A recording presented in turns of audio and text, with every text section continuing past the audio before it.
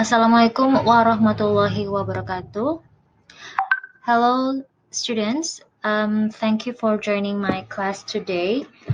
Well, in this meeting, we're going to talk about collecting data in qualitative research. Basically, we have already discussed about four data collection in qualitative research in the last meeting. Yeah, you have already known about the four types of collecting data in qualitative research. They are observation and reviews and questionnaires, documentation, and audiovisual materials. Today, I will explain about some aspects in qualitative research, specifically in data collection that you need to know. And here are the outline of my material today. The first is sampling. Second is sample size or number of research sites. Third, researcher as human instrument. Fourth, using protocols to record data. And the last is field or ethical issue. Well, let's go to the first one. Sampling in qualitative research. We use purposive sampling in qualitative research. Why? Because as we always remember, qualitative research wants to develop deep exploration to exploration of a central phenomenon. That's why to best understand is qualitative researcher, we as researcher needs to purposefully select individuals or sites as our data source. By using purposive sampling, it means that we as researchers have strong reason and purpose in the beginning why we select certain individual or sites, and we have already sure that individuals or these sites are information rich, meaning that we know that the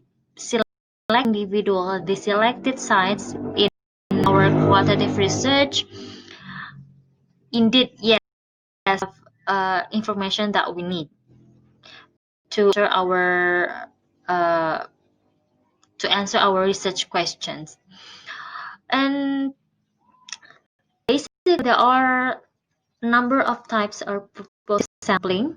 You can see in Creswell's book that I have already shared you on pages 207 until 209.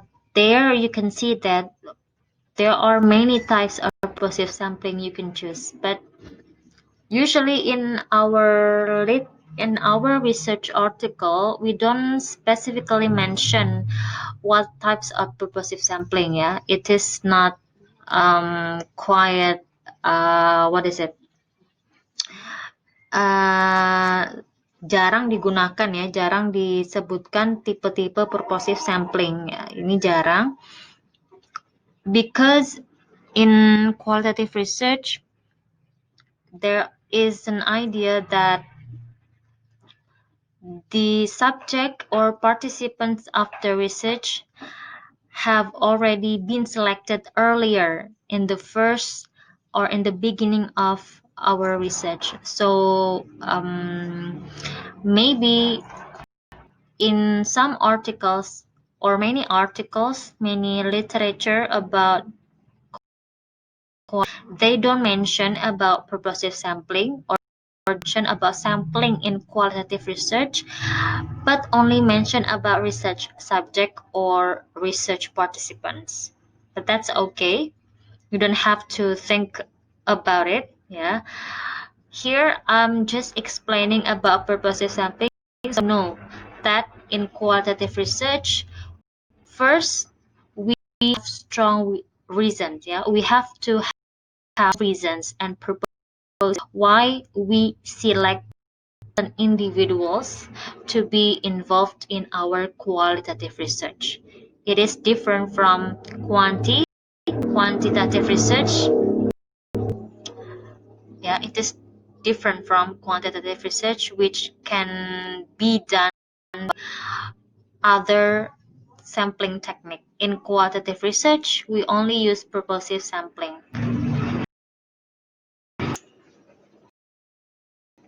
About the sample size or the number of research sites, yes, it is typical to study a few individuals or cases because a researcher needs to give deep picture about the participants, about the data we need.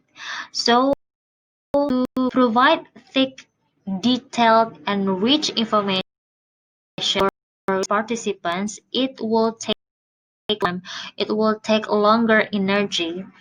That's why the small number is more considerable rather than taking more individuals, taking more cases to be investigated, but in-depth exploration.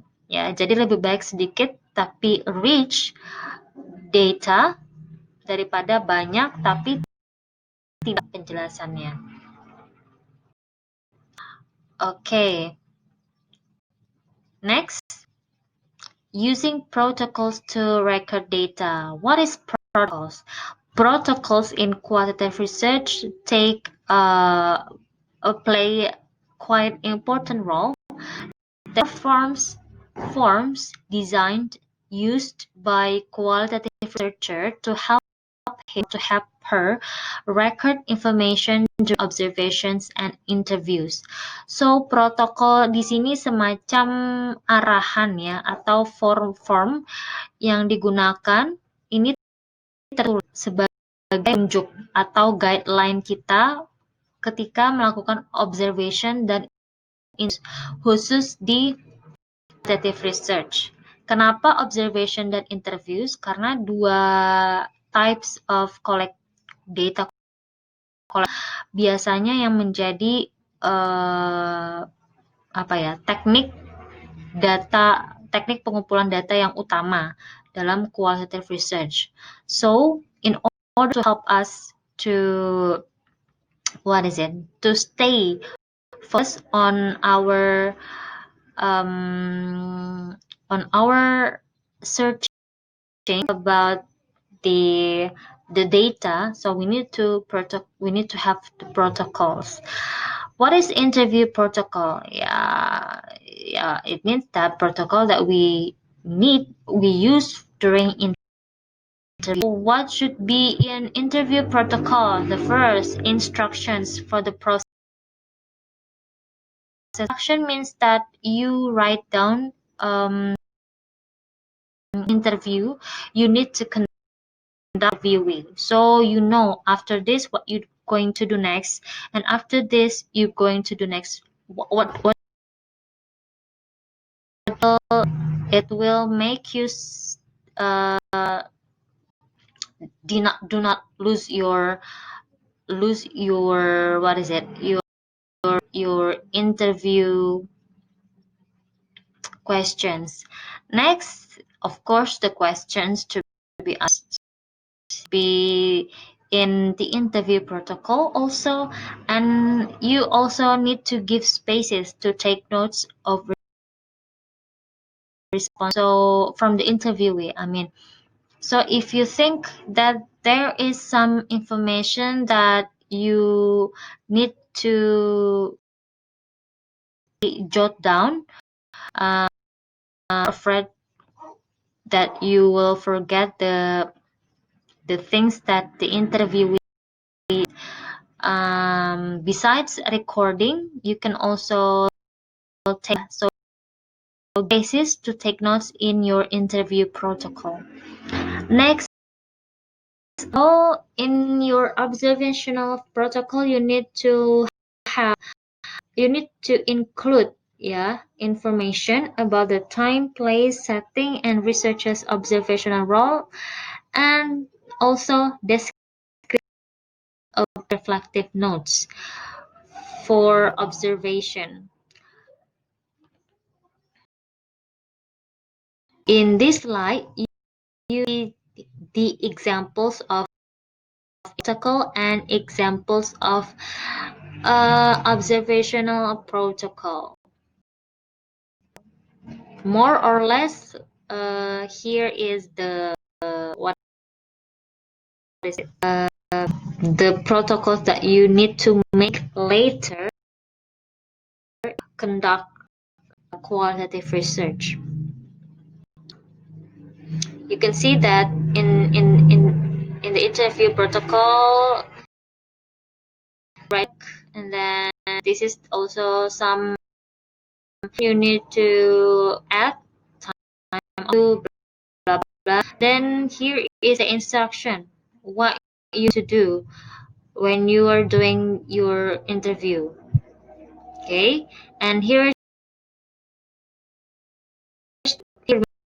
you want to ask to your interviewees, and actually you should give some spaces. Yeah, you give spaces, perhaps a half of your paper for you to note if you find any input from the interviews you want to take note.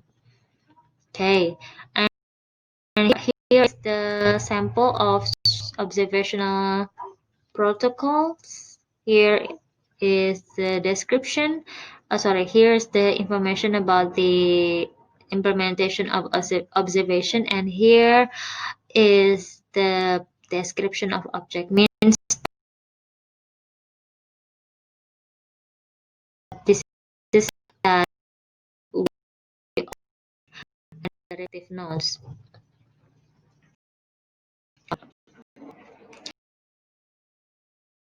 Field and ethical issues. Yes, in qualitative research, these field and ethical issues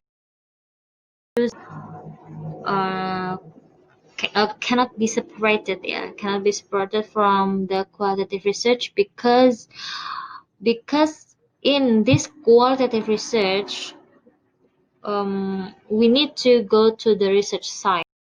We need to have what is that, deeper questions to the participant, maybe personal questions from the participants. We need to stay at a considerable time in that research site or with the participants.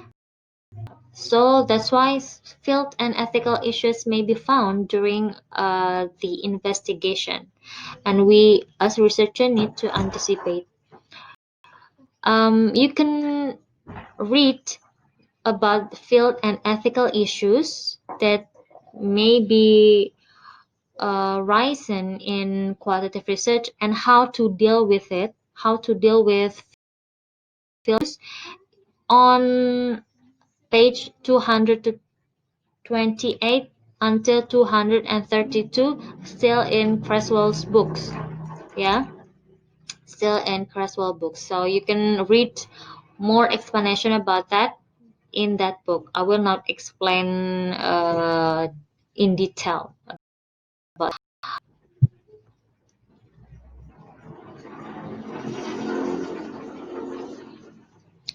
And here are the terms in qualitative research. The first is data saturation. Data saturation is one of the important aspects in qualitative research. What is data saturation? Dalam bahasa Indonesia artinya ya atau kejenuhan data.